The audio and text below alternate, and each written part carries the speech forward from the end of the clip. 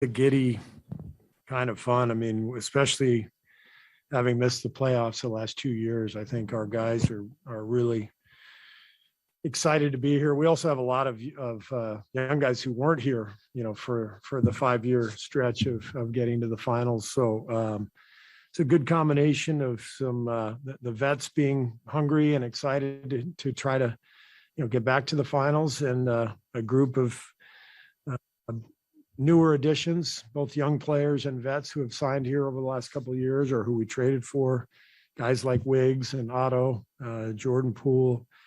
They haven't tasted it yet. So it's a good mix.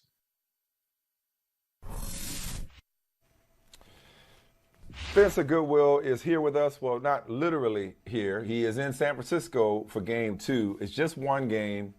The Mavs missed a ton of open or wide open three-pointers, so you don't want to overreact, Vinny, but it feels like, and you wrote about this on Yahoo, eloquently on Yahoo, it just feels like when they're locked in, the Warriors have that dynastic feel to them again, that dominant dynastic feel to them again, and furthermore, they seem hungrier than a team that's as accomplished as they are typically would be, given the struggles of the last couple of years. You've been embedded with this team in this conference finals. What are you seeing from the Warriors? What did you see in game 1? And what, if anything, can the Mavericks do going into game 2? Well, I think what happens is when you're an older team like Golden State is, I know you bring in some of the younger parts to sort of augment the Stephs and the Clays and the Draymonds, but that's the heartbeat of this team. But when you're an older team, you can rev it up every once in a while and play a perfect light game. And we think of Golden State's perfect game being Steph and Clay hitting from everywhere and embarrassing everybody. But I think the perfect game for Golden State, especially back in their glory days, was locking everybody up. Their defense was the thing that, in my eyes, carried them. And then we just got sort of infatuated with the shooting. And I think when you look at Luka Doncic and Dallas, it's almost like, I won't say the perfect matchup for them, but it's a better matchup than the Memphis Grizzlies where, we can focus in on one player, like a James Harden, like a LeBron James, except he's not as physically imposing athletically. He's just physically imposing because he's big. And I think that allows them to prepare for Luka a little bit better. Now, like you said, in game 2, what can Dallas do? They can hit their open shots. They can be a little more patient. And I think, honestly, they're going to have to push the pace a little bit more. Like, Luka plays at a very deliberate sort of pace where he wants to run the clock down and everything else. But that doesn't allow for opportunities early, doesn't allow for opportunities for you to get it off the glass. It almost allows you to play right into Golden State's hands. And make no mistake, this isn't the best of Golden State. This isn't the vintage, 2017, 2016 Golden State team. But I also think, guys, this is a team that knows, hey, y'all, we find ourselves in the conference finals and we're not even sure we're that great. Let's make the best of this because we don't know what the next couple of years are going to look like. I think they're the team. I used to say Miami was the most desperate team, but after last night, I don't know how desperate they are. But Golden State looks to be right now the most desperate team out of the 4 in the conference finals. All right. Look, Vinny, I don't want to take the bait. I've learned my lesson of just going in, making declarations too early. So I had the Mavericks counted out in the last series after 2 games against Phoenix, and obviously that didn't work out. I counted them out briefly against Utah, even though I don't have any love for Utah since they didn't have Luka in a couple of those games. So now, even if they go down zip 2, Golden State, just personnel-wise, forget about making the open shots. You're right. Personnel-wise, do you like their personnel versus Golden State's personnel? Or when you look at it on paper and say, I'm just not feeling it? I don't like their personnel, but Luka's the great equalizer. And we got to be honest about what we're seeing with Golden State, too. Like, Klay Thompson is Klay Thompson in, I won't say name only, but he's not hitting the shots at the clip that he was before. Steph Curry is not hitting the shots at the clip that he was before. We see the names and we get infatuated with their resumes and who they were. And Draymond Green made an impassioned defense of Klay Thompson yesterday saying, hey, y'all are saying Klay ain't back. He's back. Yes, he's back to the form where you can expect as much as you can from a player who went through an ACL and an Achilles in 2 years, but that still doesn't make him Klay Thompson pre-injury. Now, on the Dallas side, I still think they need one more shot creator that plays at a different pace than Luka, basically someone that doesn't need Luka to get his own shots. With this team, you have everybody largely that's dependent on Luka to get not only a good shot, but a shot. Like Spencer Dinwiddie is a good third option off the bench, but he's likely to play off of the rhythm that's created by Luka and Jalen Brunson. Jalen Brunson I really like, but he's also small, so you can control him a little bit better. Now, I'm not counting them out. I would not be surprised if Dallas won tonight, right? Like, they've shown the remarkable ability to be resilient and to not care. And Jason Kidd, for all the low hush tones that he speaks in, where you can barely hear his voice over the microphone, that man carries a presence, and he lets his players know, hey, nobody believes in us. Nobody thinks that we're capable of winning, and they believe in him. You see those players parroting the things that he says privately, publicly, and he can sit back and be almost fatherly, almost quiet, like, you know what, guys, you know, we're okay just to be here. I'm back in the Bay. Golden State's this dynastic team, and he's quietly telling his team, hey, go get him. You referenced Miami earlier. You thought they were the most desperate team of the Final Four. Not so sure after last night. I'm not so sure I should even be phrasing the question this way, given that we've seen 2 games and 2 blowouts. But that third quarter was really just out of control in game 1. Boston's bigger. You know, at their best, when they're whole, would you go so far as to believe that Boston is the better team, even though it's 1-1 and all we've seen is 2 blowouts? But it feels like Boston is a better team in this matchup. Is that some Boston bias starting to creep in? I felt like I was dealing with this. Because Miami got the best player in the series. I ain't coming off of that. Yes, but I'm talking about in terms of depth, versatility, size, you know, dare I say it, even physicality. I think Boston's better. Not by much, but better. No, I don't think you're wrong. And I was watching the game yesterday with some friends, with some writer friends out here. And I was just looking, I was like, they're almost bigger at every position. Like, you know, Jaylen Brown, Jayson Tatum, Marcus Smart, big dudes. You know what I mean? And we think of them as being maybe a little bit slight.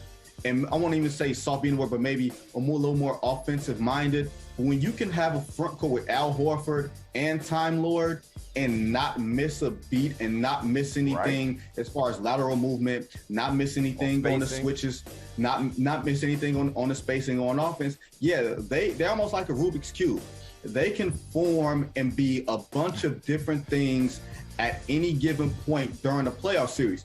The question for me when it comes to Boston is they were not really good in close games. Not in the regular season, and then you saw in the playoffs against Milwaukee that they pretty much dominated a lot of those games, but they weren't winning the close games. They were winning the blowouts. If it comes close, do you give the edge to the Miami Heat? That's where I sit. But last night was mighty impressive. If Marcus Smart is going to play the way that he played, if Time Lord is going to play the way he played, you're not going to need 46 points from Jayson Tatum to lift you above. And if Miami's not going to have anybody besides Jimmy Butler giving you, you know, a 30-point night, they're going to be in trouble coming back to Game 5 being down 3-1. See, okay, look, I'm sitting here with my brothers, so I need honesty. I need honesty, between us, or we can't have any relationship if we don't have honesty here. We need it. All 3 of us, we got to figure this out. We got to tell the truth. And I'm going to call myself out first. I put together a top 10 list, top 10 players in the NBA recently, but it was a recency bias list, and I put Jimmy Butler 1 slot ahead of Jayson Tatum. I had Butler at 8 and Tatum at 9. But you know what? I'm going to argue with myself. You know why? If I'm doing this list in December, and you too as well, this is where y'all come in. Just be real with me. If I'm doing this list in December, I ain't got Jimmy Butler in the top 10. Like, I feel like we do it because of what he does in the postseason. But do we really think Jimmy Butler? You really think Jimmy Butler is a better player than Jayson Tatum? He's been an All-NBA player. He's been an All-Star. He's led the Sixers farther than they've been in recent memory. He was great with the Bulls. He led the Timberwolves to their only glimpse of glory before they got back to the playoffs. I'm not saying he's a scrub. No, but I'm saying, but I don't need his it's resume. not just the What I'm saying is, I'm saying I think you do. It's not just the postseason. It's not just the postseason with him. That's what I'm arguing with. He elevates it in the postseason, but he's a really good to great regular season player as well. One of the best two-way players in basketball. He takes it to a superstar level in the postseason. So if you just want to go like body of work, he absolutely belongs ahead of Tatum. If you want to go prison of the moment, then you put Tatum ahead of him in December. But I think body of work, he absolutely belongs ahead of Jayson Tatum, Vinny. And honestly, y'all, why would you trust a list made in December compared to a list made in May? Like, are we talking about the James Harden Memorial Award here? Or are we talking about the guys who play the best when the games matter? I mean, never mind that, you know, we had this Chris Paul conversation. Every year we think it changes, right? And then May and June shows up, and then May and June shows up for Chris Paul or whatever circumstances that there are. Or May and June shows up for James Harden and whatever circumstances that there are. I want my best players playing their best when the weather gets warm, not when the weather gets cold. That's not when it matters to me. So for me, you can be prisoner of the moment in the regular season when you have 82 individual exhibitions that we call regular season games. They are not necessarily interrelated. But when you're playing the same opponent every other day, I got to look you in the face. I got to know where you're going. You know where I'm going. The coaching doesn't matter. And it comes down to execution. That, to me, shows me a greater indication of what players are actually the big game players. And Jimmy Butler, to me, he's got a lot of, I won't say flaws, but there's quirks. He doesn't strike you as the superstar that we've come to define superstar as. But when you're asking someone to play on both ends, when you're asking someone to be efficient, when you're asking someone to be present, when you're asking someone to not be afraid when the lights get bigger, that's Jimmy Butler. And I will go as far, and I said it on a podcast with Chris Haynes the other day, and I said Jimmy Butler has played the best of the remaining players in the playoffs, and I don't think I'm speaking out of turn. No, he's been the best player in these playoffs. And the bubble wasn't that long ago. Like, I mean, it ain't like he's fallen off a cliff since then. In that bubble, he was a bona fide top 10, if not top 5 to 7 player after that bubble final. Yeah. Approaching the top 5, definitely.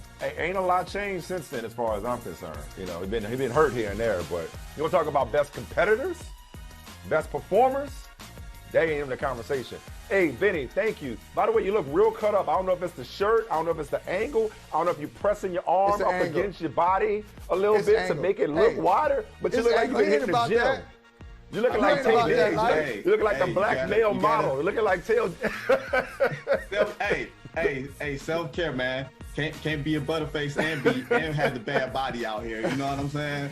Hey, thanks for watching Brother from Another on YouTube. Make sure you hit subscribe before you leave, and be sure to watch us 3 to 5 p.m. Eastern Time on Peacock. Appreciate you. Hey, thanks for watching Brother from Another on YouTube. Make sure you hit subscribe before you leave, and be sure to watch us 3 to 5 p.m. Eastern Time on Peacock.